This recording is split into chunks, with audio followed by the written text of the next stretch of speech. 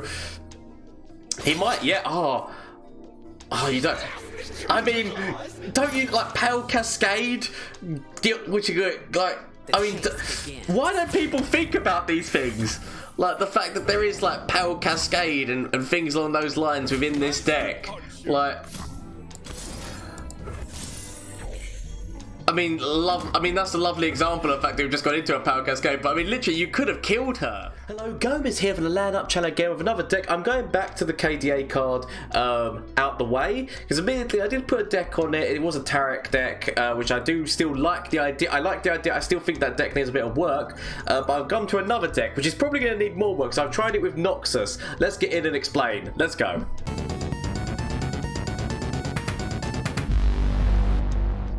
So I've called the deck Move or Die. So what I've been trying to do, I've been trying to work out each region, like kind of what, so out the way, obviously, so it makes all, for the rest of the game, all those spells continue to happen. So in Noxus, that allows Might can because that's what you overwhelm, so it can grant overwhelm. Transfusion makes what it can make that buff continuously happen. Obviously, which could like that's just Targon, the Power Cascade. Battlecaster, he can make that continuously stay on, and Wrath, which is actually like a devastatingly add-on attack move for that. So this deck was actually built with the purpose of keeping your Wraths, keeping like a you can still throw that at any time.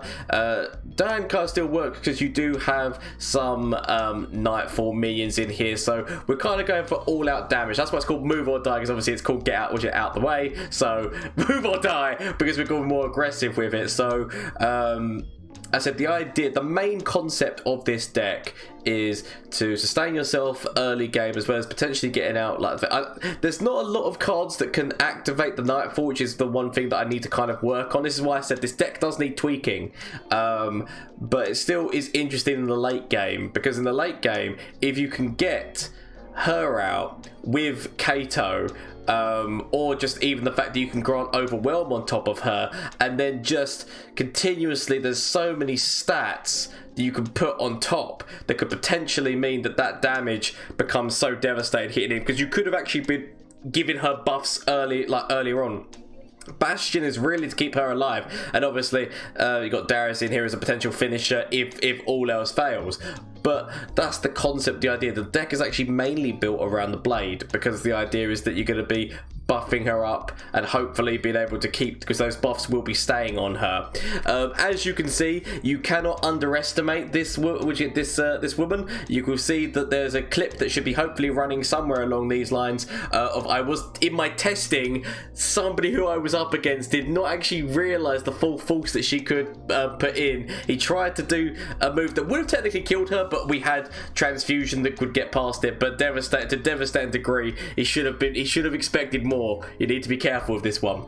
So yeah, so that's the way this deck runs. But I have actually been looking through in general all the different things in all the different regions that are like, you know, to give, because obviously because like a grant mean it stays, but give is just for the round. So like, you know, potentially I said like I do still like the idea of making a Freljord deck, because Freljord do have, I do apologize, I went off in my head then thinking about, because as I said, you got Elixir of Iron, you got Troll Chant, you got this pack mentality. Definitely thinking about making a deck involving pack mentality, so expect to see potentially on this channel soon a out the way Freljord deck, because I do believe there's a lot of synergy in here that can like be quite devastating, especially Fury of the North and pack mentality. I do like the idea of that. Bilgewater, no, actually we need to get rid of the that's been like I'm just been looking for like a kind of like things that are going to be working with this. Bilgewater's not really got too much. I wouldn't really suggest going with Bilgewater. Ionian, I have already gone through in my Ionian video. Like there's so much that does actually work out in Ionia, so I do still think that Ionian, like it needs to be like my other deck that was Ionian. I still think that it needs to be refined, but there is definitely place in there. P&Z, interestingly enough, no, that's not what I was after. That's not what I was after. Whoop. I need to give. Why have I lost give?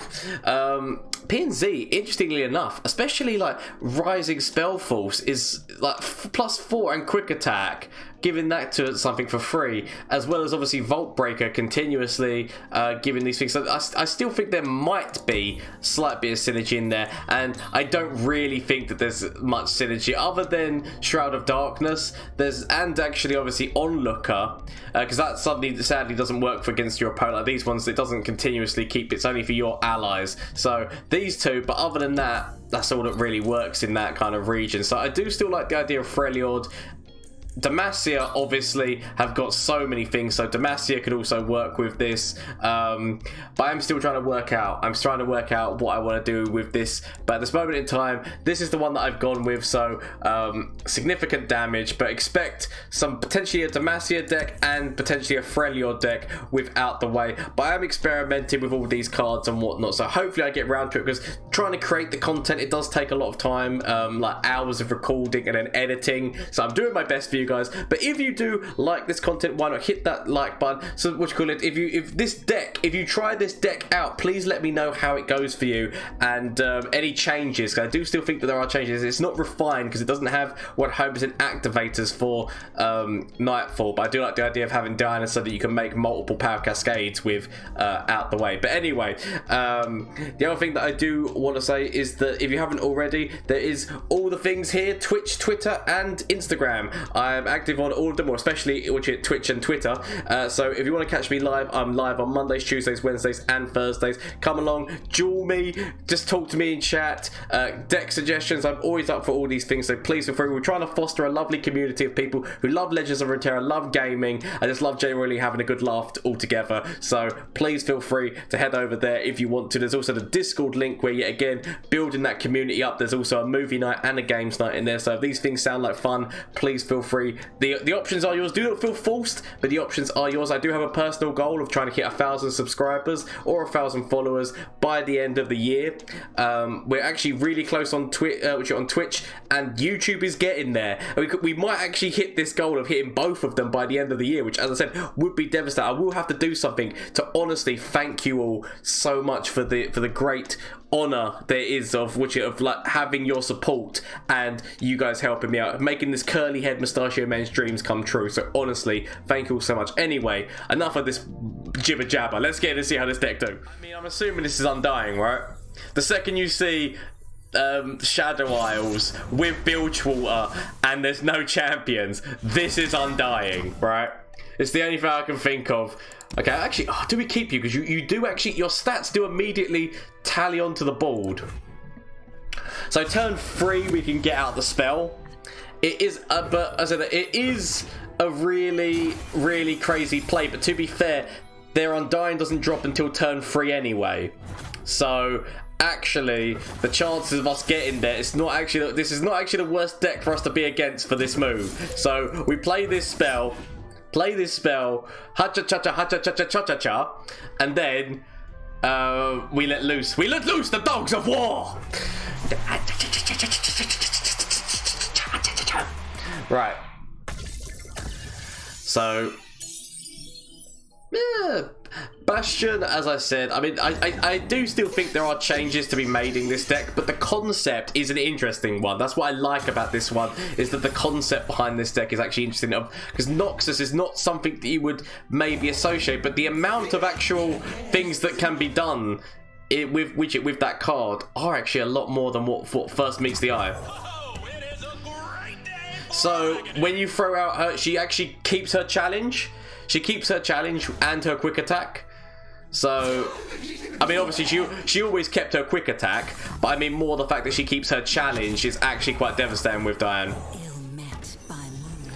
But as I said, there is the possible, maybe grasp of the Undying. So maybe we went a bit bold by playing her immediately. So we should have held back. I think that would have been the better move, is just to have held back just slightly. But we got a little bit too ballsy because we saw her. We showed the ability to play her, but potentially grasp of the Undying happens here.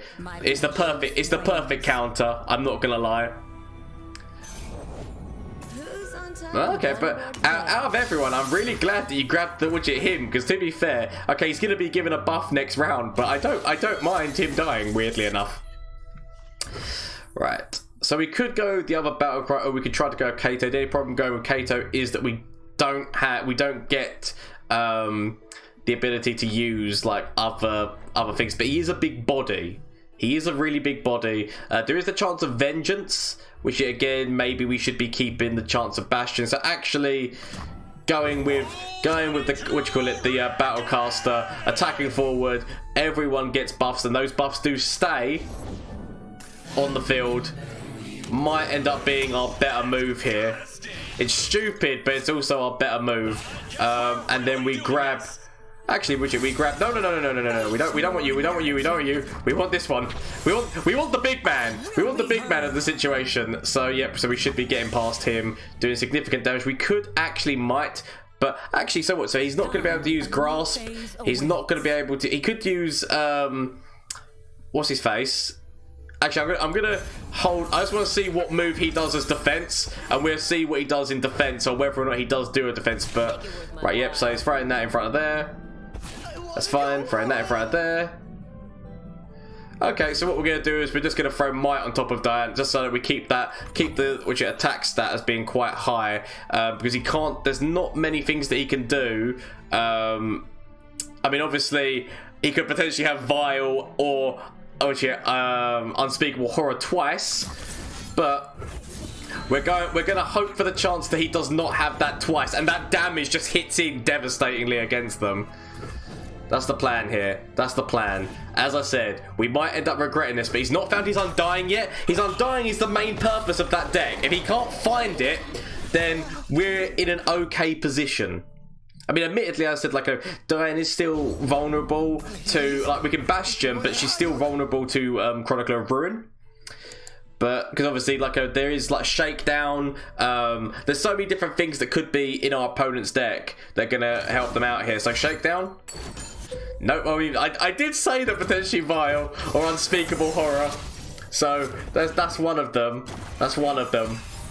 We can heal her if there's another. See, there we go. Now she's actually our main goal here, because the amount of Nexus damage for double Nexus damage, and the fact that we can give her Overwhelm that stays on her, and the buff, the +3, will continuously stay on her.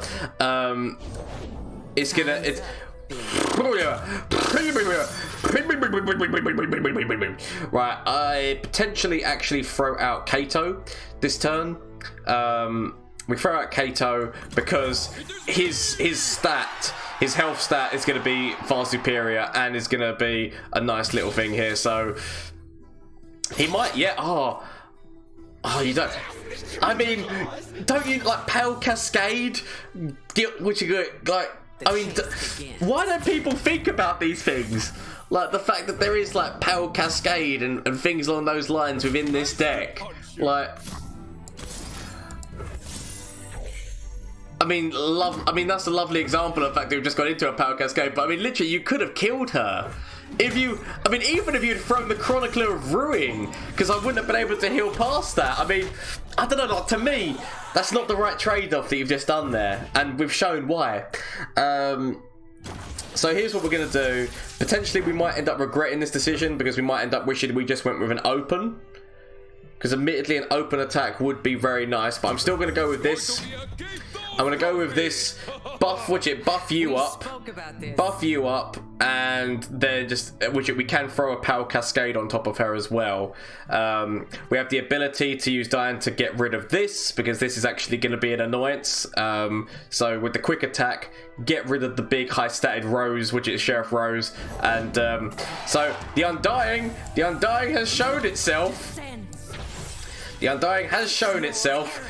But this is basically, we're in the end game now, right? Unless they can do something to get themselves out of this problem. I mean, that's not going to be enough. You need to throw something in front of her. You can't let that. Unless he's got... Okay, right. So, that does mean...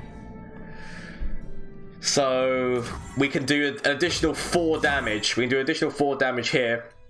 But the plan is Power Cascade on top of you so that she stays alive. Oh, so it leaves them on 4. It leaves them on 4, but so they stay alive. but just stay alive. And we do obviously have the Darius, which does then give us a decimate with the second. So Darius is always the secondary win condition, like, you know, unless. But look at that. This is yeah, again, lovely sparkly board. I love this. I love this. So that's what I mean. So the kind of Noxian way of using this kind of combination is so nice in the end. Like when everything kind of flows together, it is a great feeling. So yep, no, that's fine. That's fine. I mean, she's not got. We could actually save her, right? I'm not gonna lie. We could save her. We could save her by throwing in transfusion. Which does save her life. If he tries to do anything, to kill you, we've got a Bastion. We've also got Guiding Touch. So we do actually have a way of saving both of them if spells come out. I feel like we just because they've both got Overwhelm. It's now up to our opponent to come up with the counterplay. So we're actually going to leave this and see what they do, because obviously we could have played Darius, which yet again would have been a devastating move. But I feel like we just go straight in here with this, and we've got Power Cascade, we've got Guiding Touch, we've got Bastion. We should be able to get them past most. There we go, done. That's the deck. That's game. That's game. Oh, see, I love it. I love it when a deck actually comes together perfectly, like in terms of while recording. I love it when a plan comes together, like, oh, everything's coming together. Okay, so we're against a more aggressive deck now. So obviously, like, you know, whereas with the Undying deck gave us time. This is probably not going to give us any time, and so this is actually going to be very scary. I'm not going to lie. Actually, potentially keeping you. Maybe I should have kept the Power Cascade. Potentially, Crescent Guardian was not the best keep, but.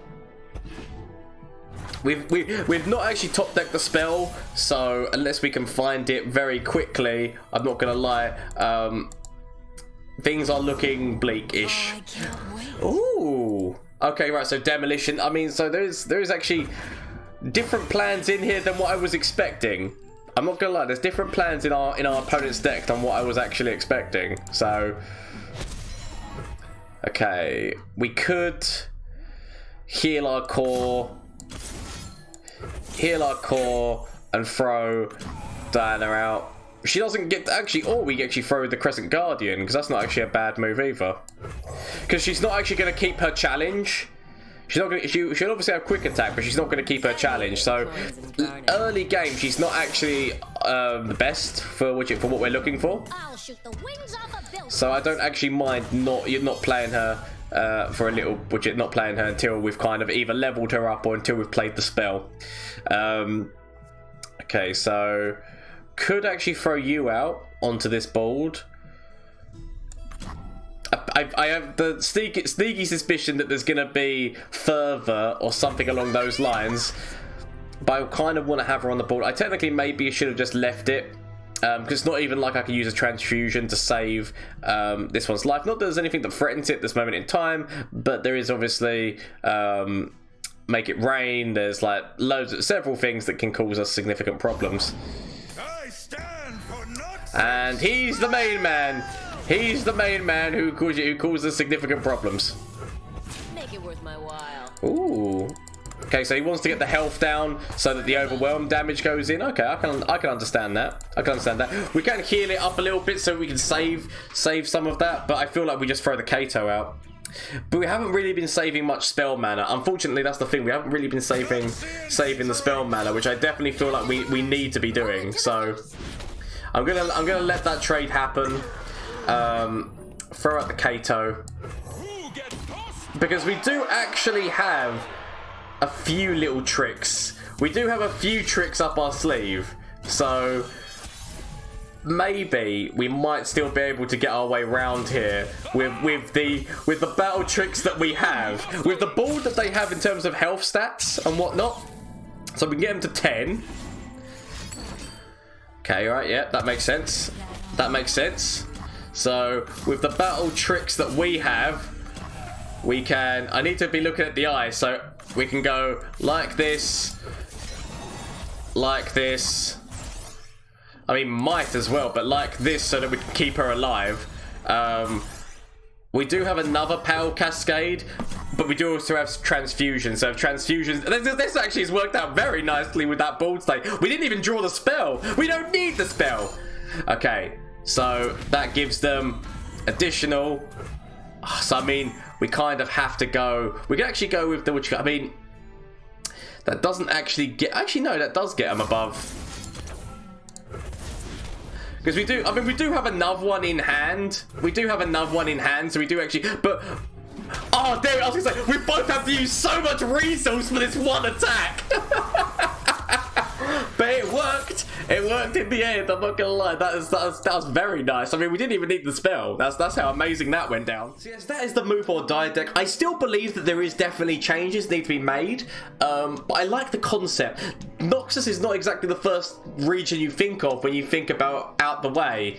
But it has actually got a nice amount of things that do actually combo with it really nicely if you're looking for them. That's why you need to be looking for things which got, so anything that's give, which as I said, Freljord and Demacia yet again are two other regions which definitely need some experimentation. So I'll have a look at it. But this is kind of what I've gone with this deck. But if there is any changes, please let me know down in the comments down below. I do love hearing from you, as well as if you want to get in the Discord link down below, talk to me in there, talk through the deck, talk through what you've done. I'm always up for talking deck ideas and deck things, so please feel free to, again, any kind of suggestions down below, or I said in the Discord, and we'll talk through and try and work out what the way is around this. But yes, no, so this is what I've come up with. It's the concept, but I do still feel it needs work, so please let me know. If you use the deck, how does it work for you? Does it work well? Did it work terribly? Yeah, again, let me know all of these things.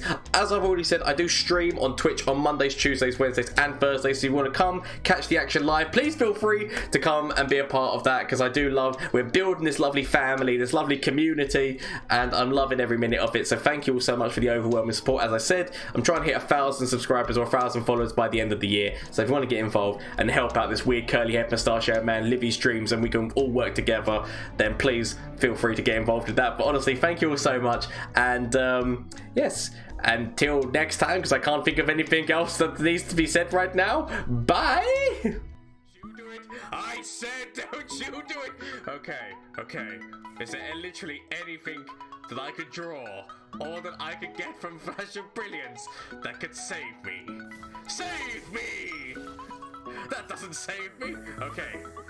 Is there anything from you? Save me.